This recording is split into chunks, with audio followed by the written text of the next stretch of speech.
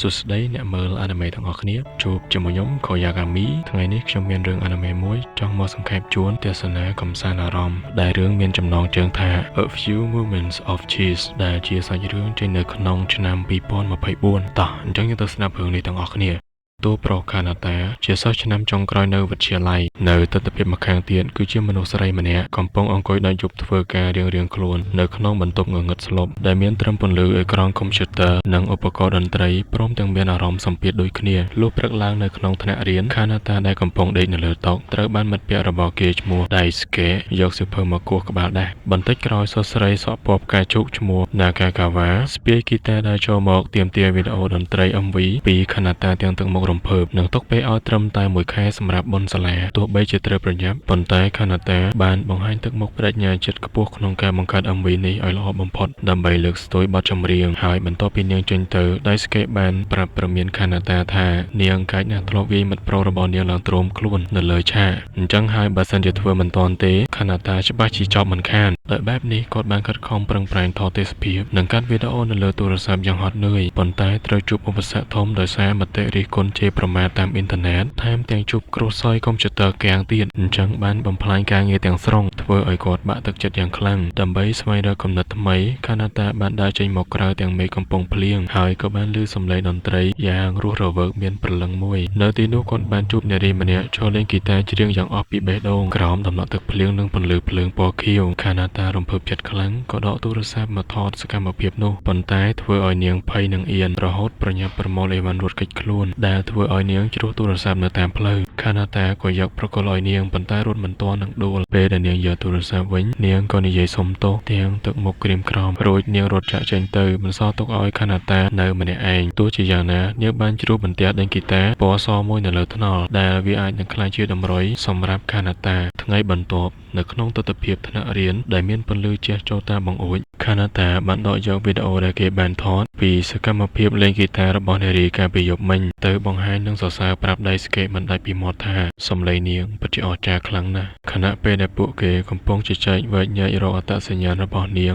ស្រាប់តែទ្វារថ្នាក់រៀនបានបើកឡើងហើយអ្វីដែលធ្វើឲ្យខាណាតាភ្ញាក់ផ្អើលរហូតហាមាត់ថ្លង់នោះគឺនារីម្នាក់នោះបានលេចមុខឡើងមកក្នុងនាមជាគ្រូបង្រៀនភាសាអង់គ្លេសថ្មីប្រចាំថ្នាក់ដែលនាងមានឈ្មោះថា Orieយូក្រោយមកដោយសារតែចង់ដឹងពីប្រវត្តិរបស់នាងនិងមានបំណងជួយធ្វើ MV ចម្រៀងឲ្យនាងផងនោះខាណាតាបបួល Daisuke នាំគ្នាស្រាវជ្រាវលើអ៊ីនធឺណិតរហូតដឹងថានាងធ្លាប់ឡើងច្រៀងម្នាក់ឯងក្នុងកម្មវិធីបញ្ចប់ការសិក្សាកាលពីនៅរៀនមហាវិទ្យាល័យដោយយោងតាមរូបភាពទូរស័ព្ទរបស់នាងគាត់បានប្រើប្រាស់ផែនទីដើម្បីរកទីតាំងដែលនាងចូលចិត្តទៅសម្រាកក៏បានជួបនឹងកញ្ញាគ្រូ Orie កំពុងអង្គុយលើបង់ជើងវែងម្នាក់ឯងក្រោមទស្សនវិជ្ជាមេឃស្រឡះនិងវាលស្មៅពណ៌បៃតងដ៏ធំល្វឹងល្វើយរៀបចំឥរិយាបថស្រែកសួរនាំអ្នកគ្រូខ្លាំងៗទាំងតក់ក្រហល់ធ្វើឲ្យនាងស្រងាក់ចិត្តនៅលើកៅអីវែងនោះដោយសារតែចង់ចូលទៅជិតនាងពេករហូតត្រូវនាងដេញឲ្យថយចេញហើយខាណាតាភ័យស្លន់ស្លោពេកបំរុងថយក្រោយបែរជាជំទ័រជើងដួលផ្ងាក្រោយយ៉ាងគួរឲ្យកំសត់ប៉ះក្បាលបន្តិចដែរទោះយ៉ាងណានៅតែរឹងមាំដោយបានលូកយកប្រដាប់ដេញហ្គីតារបស់នាងដែលជ្រុះនោះរួចអោនគោរពយ៉ាងខ្លាំងនិងបានលើកទូរស័ព្ទបង្ហាញពីវីដេអូដែលគាត់បានថតនាងព្រមទាំងទទូចសុំធ្វើវីដេអូចម្រៀង MV ឲ្យបទចម្រៀងរបស់នាងទាំងផ្នែកពោពេញដោយក្តីសង្ឃឹមតែត្រូវអ្នកគ្រូសម្លឹងមើលទាំងហួសចិត្តរួចសួរដេញដល់មួយម៉ាត់យ៉ាងចាក់ដោតថាតើក្បាលដែលប៉ះមិញនឹងអត់អីទេមែនធ្វើឲ្យខាណាតាគៀងនិយាយអីមិនចេញបន្ទាប់មកខាណាតានៅក្នុងបន្ទប់បានខលត្អូញត្អែនិយាយជាមួយ Daisuke បានសើចច្បល់បន្តិចនិងផ្ដល់យោបល់ថាខាណាតាត្រូវតែធ្វើឲ្យអ្នកគ្រូមានអារម្មណ៍ថានាងពិតជាត្រូវការ MV នោះដូចគ្នាដែរក្រោយពីស្ដាប់ការវិភាគរបស់ Daisuke រួចមកទោះជាត្រូវម្ដាយរំខានដេញឲ្យទៅលាងចានក៏ដោយក៏ចិត្តរបស់ខាណាតានៅតែមិនបោះបង់រត់ទៅបើកកុំព្យូទ័របង្កើត file ថ្មីមួយនិងចំណាយពេលពេញមួយយប់ពិនិត្យមើលស្នាដៃចាស់ៗនិងគំនូរព្រាងរបស់ខ្លួនរួចពាក់កាសអង្គុយស្ដាប់ចម្រៀងរបស់អ្នកគ្រូដែលច្រៀងផ្ទាល់នៅក្នុងកម្មវិធីប្រគំតន្ត្រីមួយយ៉ាងជក់ចិត្តនៅពេលដែលបានឮសំឡេងដ៏មានឥទ្ធិពលនិងពោពេញដោយអារម្មណ៍ជឿចាប់របស់នាងកែវភ្នែករបស់ខាណាតាក៏ចាប់ផ្ដើមរឹងមាំឡើងនិងមានពន្លឺ លឺព្រឹបឡើងវិញចំណែក ODA នៅម្ខាងទៀតវិញកំពុងអង្គុយសរសេរទំនុកចម្រៀងទាំងក្តីអស់សង្ឃឹមនិងចង់គិតបោះបង់ចោលក្តីស្រមៃនេះប្រសិនបើការព្យាយាមលើកនេះនៅតែមិនជោគជ័យទៀតដោយសារតែការងុយគេងខ្លាំងនៅពេលព្រឹកក្នុងសាលារៀនខាណាតាបានដេកលក់នៅលើតុទៀតហើយក៏សន្លប់ដួលផ្អើលពេញថ្នាក់រៀនបន្ទាប់មកនៅក្នុងបន្ទប់ព្យាបាលរបស់សាលាដែលមានពន្លឺជះចូលមកតាមបង្អួចខាណាតាបានដឹងខ្លួនឡើងឃើញ ODA កំពុងតែអង្គុយមើលវីដេអូដែលគេបានកាត់តនៅលើទូរស័ព្ទដៃយ៉ាងយកចិត្តទុកដាក់អ្នកគ្រូសួរដេញដោលពីគោលបំណងពិតប្រាកដខាណាតាបានឆ្លើយយ៉ាងម៉ឺងម៉ាត់ថាគាត់ចង់បង្កើតស្នាដៃដែលអាចធ្វើអង្រួនបេះដូងរបស់អ្នកដទៃដែលពាក្យសម្ដីនេះបានធ្វើឲ្យអ្នកគ្រូនឹកឃើញទៅដល់មហិច្ឆតារបស់ខ្លួនឯងក៏លោកញញឹមរួចណាត់គាត់ទៅស្ដាប់នាងច្រៀងផ្ទាល់នៅថ្ងៃអាទិត្យដើម្បីឲ្យយល់ពីអត្ថន័យនៃបទចម្រៀងកាន់តែច្បាស់លោកដល់ថ្ងៃណាត់ខាណាតានិងដៃស្កេតបានទៅដល់ក្លឹបតន្ត្រីដែលពោរពេញទៅដោយទស្សនិកជនហើយអ្នកគ្រូត្រូវឡើងច្រៀងបើកឆាឲ្យវងតន្ត្រីល្បីមួយដែលដៃស្កេតប្រៀបថាវាដូចជាសមរភូមិប្រឡងសមត្ថភាពអញ្ចឹងភ្លាមនោះបរិយាកាសប្រែជាងងឹត ODA បានឡើងលើឆាកកាន់ហ្គីតាទាំងទឹកមុខមើងម៉ាត់និងចាប់ផ្ដើមច្រៀងបទ Me May ដែលមានន័យថាអរុណរះយ៉ាងក៏ក្រោកឆាកសំឡេងតន្ត្រីរ៉ុកដ៏មានឥទ្ធិពលរួមផ្សំនឹងការលេងព្យ៉ាណូចង្វាក់ស្គរញាប់ស្វាហាប់និងសំឡេងច្រៀងស្រែកខ្លាំងពោរពេញដោយអារម្មណ៍តស៊ូក្នុងជីវិតរបស់នាងបានចក់យកបេះដូងទស្សនិកជនគ្រប់គ្នាឲ្យងាកមកមើលទាំងជក់ចិត្តចំណែកឯខាណាតាវិញក៏ឈរមើលឡើងផ្លឹកដកចិត្តមិនរួចដែរក៏កាន់តែមានកម្លាំងចិត្តក្នុងការបង្កើត MV ដ៏ល្អឥតខ្ចោះមួយជូនអ្នកគ្រូរបស់ខ្លួនក្រោយបញ្ចប់បទចម្រៀងនាងប្រកាសទាំងស្នាមញញឹមស្រអាប់ថានេះគឺជាបទចុងក្រោយរបស់នាងហើយព្រោះនាងសម្រេចចិត្តបោះបង់ក្តីស្រមៃនេះដើម្បីទៅធ្វើការងារធម្មតាវិញប៉ុន្តែមុនពេលលាឈប់មានយុវជនម្នាក់ស្ម័គ្រចិត្តជួយធ្វើវីដេអូចម្រៀង MV ឲ្យនាងទុកជាការចងចាំបន្ទាប់ពីនាងច្រៀងចប់ខាណាតានិងមិត្តភ័ក្តិដែលជជែកគ្នាតាមផ្លូវក៏ជួបនឹង ODA ខាណាតាក៏សួរនាំទាំងបារម្ភអំពីរឿងឈប់ច្រៀងអ្នកគ្រូ ODA គ្រាន់តែញញឹមហើយនិយាយថានាងរងចាំមើល MV របស់គេសម្ដីដ៏សាមញ្ញនេះធ្វើឲ្យខាណាតាដឹងថាជោគវាសនានៃក្តីស្រមៃរបស់អ្នកគ្រូស្ថិតនៅលើដៃខ្លួនហើយគាត់ស្រែកឡើងទាំងសប្បាយចិត្តរួចរត់សម្ដៅទៅផ្ទះដើម្បីប្រញាប់ធ្វើវីដេអូនោះឲ្យល្អបំផុតហើយក៏ស្រមើស្រមៃទស្សនភាពកាត់ដល់ថ្ងៃជោគជ័យមួយដែលអ្នកគ្រូបានឈរនៅលើឆាកតន្ត្រីដ៏ធំមួយស្អែកឡើងពន្លឺព្រះអាទិត្យពេលរសៀលចាំងកាត់បង្អួចថ្នាក់រៀនប៉ះចំតុរបស់ខាណាតាដែលកំពុងតែលងលក់ក្នុងដំណេកដោយសារខំកាត់វីដេអូទួលភ្លឺនៅក្នុងចិត្តរបស់សិស្សវិទ្យាល័យរូបនេះគឺមានតែរូបភាពនៃផ្ទៃមេឃពណ៌ខៀវស្រងាត់ពពកសអណ្ដែតខ្យល់និងប៉មដ៏ខ្ពស់ត្រដែតមួយដែលគេបានចំណាយពេលបង្កើតយ៉ាងផ្ចិតផ្ចង់គាត់ចង់ឲ្យវីដេអូគំនូរ 3D មួយនេះក្លាយទៅជាកាដូដ៏ល្អឥតខ្ចោះសម្រាប់បទចម្រៀងរបស់អ្នកគ្រូ ODA ដោយមានតួអង្គក្មេងស្រីស្ពាយកតាបធំម្នាក់ធ្វើដំណើរទៅមុខទាំងមិនរុញរាតំណាងឲ្យក្តីស្រមៃដ៏មានន័យជួងសាលាបន្លឺឡើងជាសញ្ញាដល់ម៉ោងសម្រាកខាណាតាស្ទុះទាំងដឹងខ្លួនដោយក្តីរំភើបហើយប្រញាប់រត់ទៅរកមិត្តភ័ក្តិដើម្បីបង្ហាញស្នាដៃទើបតែរួចរាល់ 100% នៅលើអេក្រង់ទូរស័ព្ទស្នាមញញឹមដ៏មានមោទនភាពនិងកែវភ្នែកដែលពោរពេញទៅដោយក្តីសង្ឃឹមរបស់គេធ្វើឲ្យបរិយាកាសម៉ោងសម្រាកថ្ងៃត្រង់នេះកាន់តែមានភាពរស់រវើកភ្លាមនោះគាត់ក៏ទទួលបានសារណាត់ជួបពីអ្នកគ្រូ ODA នៅឯសួនច្បារនាពេលល្ងាចទស្សនភាពពន្លឺព្រះអាទិត្យរៀបលិចពណ៌មាសក្រហមឆ្អៅខាណាតាបានរត់ទៅជួបអ្នកគ្រូ ODA ទាំងទឹកមុខញញឹមបិទមាត់មិនជិតដោយរំពឹងថានឹងទទួលបានការសរសើរអ្នកគ្រូអង្គុយលើបង់ឈើទាំងស្ងប់ស្ងាត់អោនមុខចុះទាំងក្រៀមក្រំរួចនិយាយពាក្យសុំទោសនិងកុំឲ្យគេបង្ហោះវីដេអូនោះជាដាច់ខាតធ្វើឲ្យខាណាតាឈរថ្មឹងស្រឡាំងកាំងហួសចិត្តទាំងមិនយល់ពីមូលហេតុនិងខូចចិត្តខ្លាំងលោកដល់ពេលរាត្រីដ៏ស្ងាត់ជ្រងំខាណាតាបានបណ្ដើរកង់ត្រឡប់ទៅផ្ទះវិញទាំងទឹកភ្នែកហើយក៏បានជួបនឹងដៃស្កេដោយសារតែកំហឹងនិងភាពតូចចិត្តដែលត្រូវបានអ្នកគ្រូបដិសេធស្នាដៃខាណាតាបានផ្ទុះអារម្មណ៍រុញកង់របស់ខ្លួនដួលទៅនឹងដីក្រាំងរួចស្រែកកំហឹកដាក់ដៃស្កេទាំងទឹកភ្នែកដោយសារតែភាពច្រណែននឹងដៃស្កេដែលជាអ្នកមានទេពកោសល្យនិងធ្លាប់ឈ្នះពានរង្វាន់គំនូរប្រចាំខេត្តជំនួសឲ្យការខឹងដៃស្កេបានត្រឹមតែបង្ហាញទឹកមុខស្រងោតស្រងាត់និងអោនរើសទូរស័ព្ទរបស់ខាណាតាដែលជ្រុះគាត់បានពន្យល់លងលោមថាពានរង្វាន់នោះជាសម្ពាធដ៏ធ្ងន់សម្រាប់គាត់ទៅវិញទេហើយគាត់ក៏បានជួយពន្យល់ខាណាតាថាមូលហេតុដែលអ្នកគ្រូ ODA បដិសេធវីដេអូនោះគឺមកពីបទចម្រៀងនោះជាសារលាឈប់ដ៏ឈឺចាប់របស់អ្នកគ្រូដែលត្រូវបោះបង់ចោលក្តីស្រមៃផ្នែកតន្ត្រីដើម្បីមកធ្វើជាគ្រូបង្រៀនវិញពោលគឺអ្នកគ្រូគ្រាន់តែចង់រក្សាវាទុកជាការលួងលោមចិត្តផ្ទាល់ខ្លួនប៉ុណ្ណោះដៃស្កេក៏ប្រគល់ទូរស័ព្ទឲ្យខាណាតាវិញនិងនិយាយខកចិត្តដែលខាណាតាមិនយល់ពីបទចម្រៀងនិងមូលហេតុដែលអ្នកគ្រូសម្រេចចិត្តបោះបង់ក្តីស្រមៃចោលហើយក៏ដើរចេញទៅស្អែកឡើងនៅសាលារៀន ខណៈតែចូលទៅក្នុងបន្ទប់សិល្បៈទាំងអារម្មណ៍ធុញថប់បើកមើលសៀវភៅគំនូរព្រាងរបស់ដៃស្កេឃើញរូបភាពព្រាងយ៉ាងផ្ចិតផ្ចង់ជាច្រើនរួមទាំងសំណួរចាក់ដោតមួយថាតើអ្វីទៅជាទេពកោសល្យព្រមទាំងសៀវភៅគំនូរព្រាងរាប់សិបក្បាលផ្សេងទៀតនៅលើធ្នើរដែលបញ្ជាក់ពីការខិតខំប្រឹងប្រែងយ៉ាងខ្លាំងរបស់ដៃស្កេរៀបចេញពីថ្នាក់ក៏ប៉ាក់ជាមួយនឹងអ្នកគ្រូ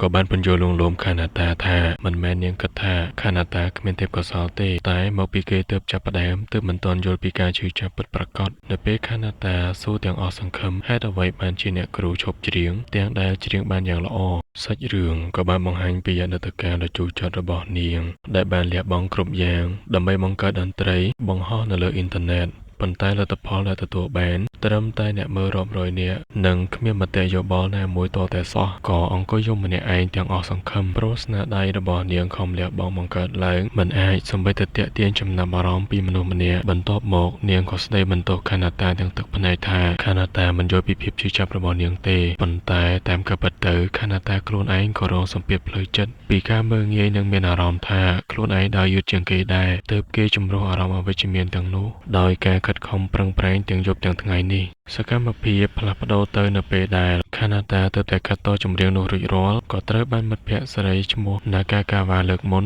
អូសដៃទៅចាក់បង្ហាញ MV ដែលនាងបានឲ្យខាណាតាកាន់ឲ្យនោះជុំគ្នានៅបន្ទប់មួយក្នុងថ្នាក់រៀននៅក្នុងបន្ទប់នោះសមាជិកគ្រប់គ្នាបានលាន់មកសរសើរពីភាពអស្ចារ្យនិងអត្ថន័យដ៏ជ្រាលជ្រៅនៃវីដេអូនោះផ្ទុយស្រឡះពីខាណាតាដែលកំពុងអង្គុយស្មុគស្មាញម្នាក់ឯងនៅជ្រុងម្ខាងព្រោះនៅក្នុងចិត្តនៅតែលើសំឡេងខកចិត្តរបស់អ្នកគ្រូបរិយាកាសក៏ប្រែជាស្ងប់ស្ងាត់និងប្រញាប់ប្រញាល់ភ្លាមនៅពេលដែលខាណាតាបានដឹងថា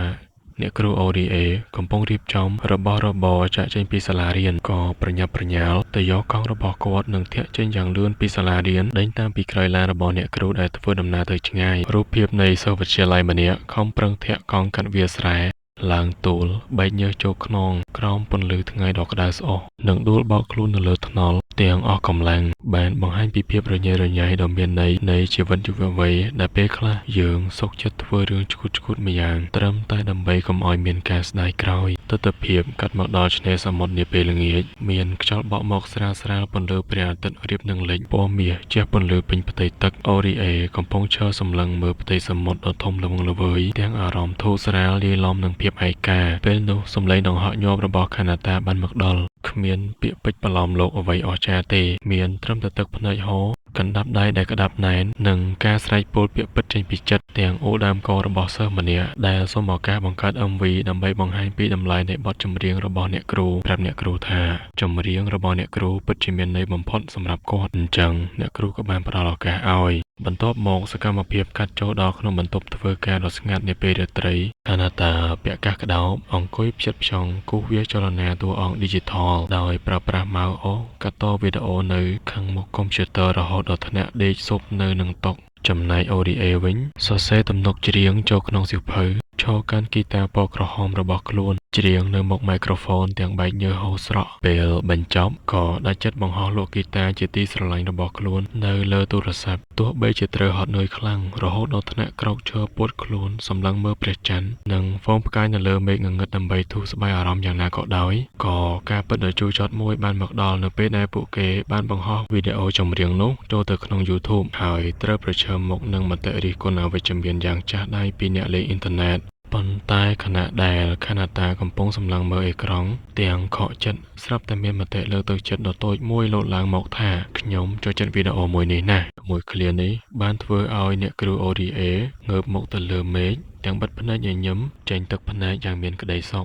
ក្រោយមកសកម្មភាពបានកាត់មកនៅក្នុងថ្នាក់រៀននៅពេលខាណាតាទទួលដំណឹងពីដៃស្កេថាអូរីអេបានដាក់ពាក្យឈប់បង្រៀនកាលពីថ្ងៃសុក្របាត់ទៅហើយក៏រត់បញ្ញាបញ្ញាសម្ដៅទៅរកអ្នកគ្រូយ៉ាងលឿនទស្សនភាពមេឃស្រឡះស្រទន់អ្នកគ្រូអូរីអេដែលមានស្ពាយហ្គីតានៅពីក្រោយខ្នងបានដើរមកនិយាយលាគ្នានិងថ្លែងអំណរគុណខាណាតាចេញពីចិត្តដែលតែងតែជួយផ្ដល់កម្លាំងចិត្តមិនព្រមបោះបង់និងបានផលិតវីដេអូបទចម្រៀងរបស់នាងកន្លងមកទោះជាត្រូវខ្លួនឯងធ្លាប់បដិសេធក៏ដោយបញ្ចប់សាច់រឿងដោយការចាប់ដៃគ្នានិងពាក្យសន្យាដ៏សាមញ្ញមួយគឺពួកគេនឹងវិលមកជួបគ្នាម្ដងទៀតនៅលើវិថីសិល្បៈច្នៃប្រឌិតនៅថ្ងៃអនាគតសាច់រឿងមួយនេះបានបញ្ចប់ហើយធ្លាប់អត់ ខិតខំប្រឹងធ្វើការខំកាត់វីដេអូឬបង្កើតស្នាដៃទាំងយប់ទាំងថ្ងៃតែលទ្ធផលមកវិញគ្មានអ្នកមើលគ្មានអ្នកចាប់អារម្មណ៍រហូតយើងលួចសួរខ្លួនឯងថាតើអ្វីដែលយើងកំពុងធ្វើនេះវាមានប្រយោជន៍អត់ឬយើងគ្មានសមត្ថភាពពិតមែនប៉ុន្តែឲ្យតែស្នាដៃរបស់យើងធ្វើដោយក្តីស្រឡាញ់និងចេញពីចិត្តពិតប្រាកដថ្ងៃណាមួយវានឹងទៅប៉ះចំដួងចិត្តរបស់មនុស្សដែលត្រូវការវាបំផុតជីវិតនេះខ្លីណាស់ហើយវាក៏ហត់នឿយណាស់ដែរពេលខ្លះវីដេអូឬចម្រៀងមួយបទដែលមានប្រវែងត្រឹមតែ2ទៅ3នាទីស្ដាប់ទៅហាក់ដូចជាគ្មានតម្លៃអីធំដុំទេ